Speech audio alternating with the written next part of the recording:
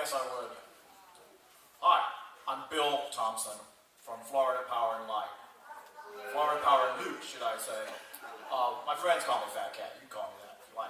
And lady, I gotta say, you lost me with that fruit breakfast thing there. I have grits myself. I don't know about that. And I want to thank you for this opportunity to speak and to correct the vast amount of misinformation that you've heard this evening. First of all, let me state that this public hearing is unnecessary. The issues under discussion here will be appropriately determined by a formal review of various economic analysis by people like me, who have expertise in this difficult, complex issues that are at hand. Any person with a substantial interest in this goal-setting case may petition to intervene, as did Sierra Club and Southern Alliance for Clean Energy. Since their work is intended to represent the interests of their members, and you all here must be at least loosely affiliated with these organizations, these proceedings are redundant, and you're all free to go now.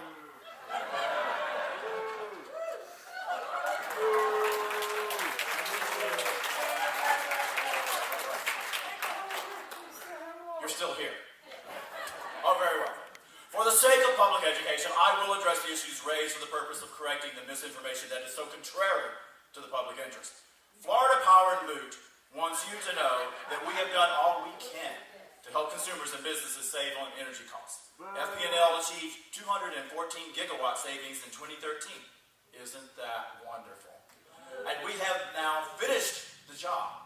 Our request to the Public Service Commission is to let us reduce energy savings programs by 99% next year.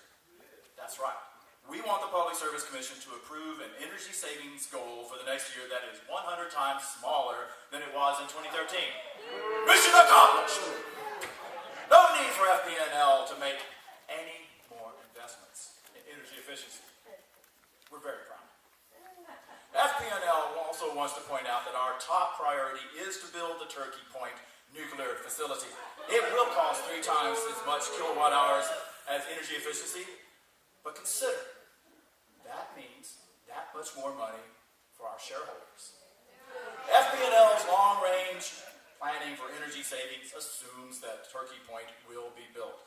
We are not going to analyze the impact that strong energy savings programs could have to reduce or eliminate the need for more power plants. We're not even going to go there.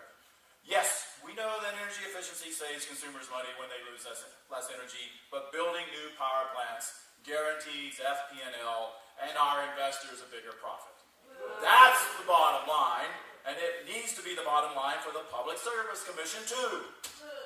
Now, some have noted such so-called benefits of energy efficiency as improved health and safety, increased comfort, and reduced cost to participants in our programs. All of these alleged benefits, if they do in fact exist, are external to the traditional rate-making and jurisdictional bounds, and therefore are completely irrelevant to the process. Some people are saying that we should set higher goals for energy savings, great jobs, and lower bills. But there is nothing wrong with our proposed reductions. Their criticisms are unfounded, and their recommendations are inappropriate, unnecessary, contrary to Florida statutes and rules, and not adequately substantiated by the evidence presented. Folks, it doesn't matter that utilities in half the states in the country are reaching energy savings that are 1% of the previous year's retail sales. We can't do that. But we can reach 0.01%. That's our pledge to you, the ratepayer. Let's talk about solar power. Some have made statements that FP&L is opposed to solar power generation through photovoltaics. Nothing could be further than the truth. This is a form of energy generation that FP&L has long been an industry leader in. Certain caveats do apply in order for this technology to be applied in a responsible manner, and it is a matter that the Public Service Commission and Florida Power and Loot are addressing in an intensive manner, so you need not worry.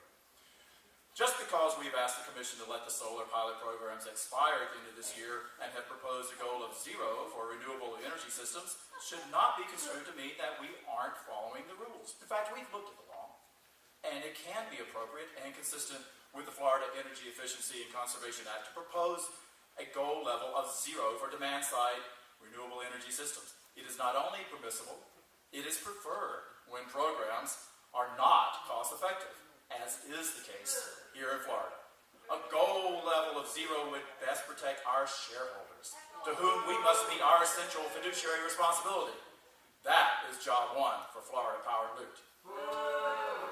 Thank you, thank you. I hope I've cleared up some misinformation that you've heard tonight. You may all go home now. There's really nothing else to say. Thank you.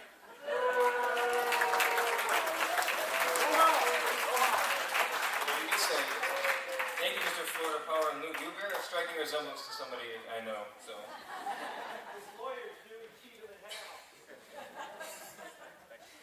So we're actually going to go on to the public. So yeah, I'm glad you stayed. Didn't listen to him, but I'm glad you stayed in. We're actually going to move into the public comment portion of tonight's meeting. So again, with the ground rules.